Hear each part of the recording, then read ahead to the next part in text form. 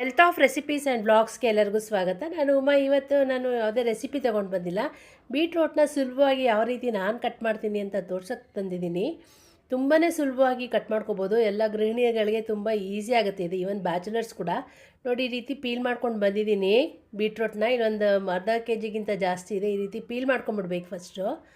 ಆಮೇಲೆ ಫಸ್ಟೇ ಕಟ್ ಮಾಡೋಕ್ಕೆ ಹೋದರೆ ನಿಮಗೆ ಬೀಟ್ರೂಟು ತುಂಬ ಗಟ್ಟಿ ಇರುತ್ತಲ್ವಾ, ಸೊ ತುಂಬಾ ಟೈಮ್ ತಗೊಳುತ್ತೆ, ಕಷ್ಟವೂ ಆಗುತ್ತೆ. ಅದರಿಂದ ಈ ರೀತಿ ಪೀಸಸ್ ಮಾಡ್ಕೊಂಬಿಡ್ಬೇಕು. ತೋರಿಸ್ತಾ ಇದ್ದೀನಿ ನೋಡಿ.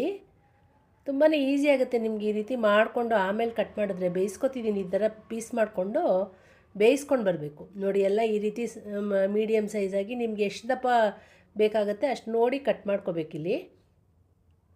ಡೈರೆಕ್ಟಾಗಿ ಆಮೇಲೆ ಸಣ್ಣ ಪೀಸಸ್ ಮಾಡ್ಕೊಂಬಿಡ್ಬೋದು. ತುಂಬ ಈಸಿ ಆಗುತ್ತೆ. ಒಂದು ಸಣ್ಣದಾಗೆ ಕಟ್ ಮಾಡ್ತೀವಿ ಅಂತಂದರೆ ತುಂಬ ಟೈಮ್ ಹಿಡಿಯುತ್ತೆ ಬೀಟ್ರೂಟು. ಸೊ ಒಗ್ಗರಣೆಗೆ ರೆಡಿ ಮಾಡ್ಕೋತಾ ಈ ಬೀಟ್ರೂಟ್ನ ಬೇಯಿಸೋಕೆ ಇಟ್ಬಿಟ್ರೆ ಒಂದು 10 ನಿಮಿಷದಲ್ಲಿ ನಮಗೆ ಪಲ್ಯ ಆಗುತ್ತೆ.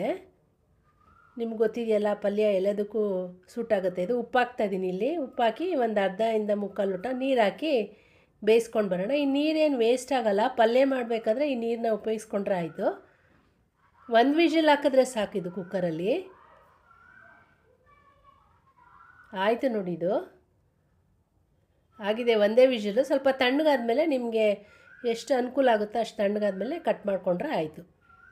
ನೋಡಿ ಇಲ್ಲಿ ಎಷ್ಟು ಚೆನ್ನಾಗಿ ಬೆಂದಿದೆ ಅಲ್ವಾ. ಸೊ ಈ ಥರ ಚಾಪರ್ ಕೂಡ ಇಟ್ಕೊಂಡಿದ್ದೀನಿ ನಾನು ಕಟ್ ಮಾಡೋ ಅಂಥದ್ದು. ಇದು ಗೃಹಿಣಿಯರಿಗೆ ತುಂಬ ಸುಲಭ ಆಗುತ್ತೆ ಈ ಥರದ್ದು ಇಟ್ಕೊಂಡ್ರೆ. ಏನು ಇರುತ್ತೆ ಕೆಲವ್ರ ಮನೆಯಲ್ಲಿ 300-400 ರೂಪಾಯಿ ಇರುತ್ತೆ ಇದು. ಸೊ ಇದು ಇಟ್ಕೊಂಡ್ರೆ ತುಂಬಾ ಸುಲಭ ಆಗುತ್ತೆ ನಮಗೆ. ತರಕಾರಿ ಎಲ್ಲ ಬೇಕಾದ ಥರ ಕಟ್ ಮಾಡ್ಕೊಬೋದು ಇಲ್ಲಿ ಇದರಲ್ಲಿ. ದಪ್ಪಕ್ಕೆ ಬೇಕಾದರೆ ದಪ್ಪದ್ದು, ಸಣ್ಣದು ಬ್ಲೇಡ್ಗಳು ಹಾಕ್ಕೊಂಡ್ರೆ ಚೇಂಜ್ ಮಾಡಿ ಈಸಿಯಾಗಿ ಕಟ್ ಮಾಡ್ಕೊಬೋದು. ನನಗೆ ಇಷ್ಟು ಸೈಜ್ ಬೇಕು, ಅದಕ್ಕೆ ನಾನು ಈ ಬ್ಲೇಡ್ ಹಾಕ್ಕೊಂಡಿದ್ದೀನಿ. ಈ ರೀತಿ ಕಟ್ ಮಾಡ್ಕೊಂಡು ಬರೋದು. ಮತ್ತು ಇದನ್ನು ನೋಡಿ ಕೈಯಲ್ಲಿ ಕೂಡ ಚಾಕುಲ್ ಕಟ್ ಮಾಡೋದು ತೋರಿಸ್ತಾ ಇದ್ದೀನಿ. ನೋಡಿ ಎಷ್ಟು ಸಾಫ್ಟ್ ಇದೆ ಅಂತ. ನಿಮಗೆ ಬೀಟ್ರೂಟು ಒಂದು ಸೆಕೆಂಡಲ್ಲಿ ಕಟ್ ಆಗಿಬಿಡುತ್ತೆ. ಪ್ರೆಷರೇ ಹಾಕಂಗಿರಲ್ಲ. ಇಲ್ಲದಿದ್ದರೆ ಗಟ್ಟಿ ಬೀಟ್ರೂಟು ಹಸಿ ಕಟ್ ಮಾಡಬೇಕು ಅಂದರೆ ತುಂಬ ಟೈಮ್ ಹಿಡಿಯುತ್ತೆ. ನೀವು ಬೇಕಾದ್ರೆ ವ್ಯತ್ಯಾಸ ನೋಡಿ ಗೊತ್ತಾಗುತ್ತೆ. ಒಂದು ಸತಿ ಪ್ರಯತ್ನ ಪಡಿ. ನೀವು ಈ ರೀತಿ ಬೇಯಿಸ್ಕೊಂಡು ಕಟ್ ಮಾಡಿ.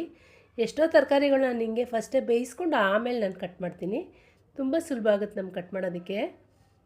ಸೊ ನಿಮಗೆ ಈ ವಿಡಿಯೋ ಇಷ್ಟ ಆಯಿತು ಅಂತ ಅಂದ್ಕೊಂಡಿದ್ದೀನಿ. ಈ ಬೀಟ್ರೂಟ್ ಸುಲಭ ಕಟ್ ಮಾಡೋದು ತೋರಿಸಿದ್ದೀನಲ್ಲ, ಅದು ಇಷ್ಟ ಆದರೆ ಲೈಕ್ ಮಾಡಿ, ಫ್ರೆಂಡ್ಸ್ ಫ್ಯಾಮಿಲಿ ಜೊತೆ ಶೇರ್ ಮಾಡಿ, ಕಮೆಂಟ್ ಮಾಡಿ. ಮತ್ತಷ್ಟು ಅಡುಗೆಗಳ ಜೊತೆ ಬರ್ತೀನಿ. ಧನ್ಯವಾದಗಳು. Thank you for watching.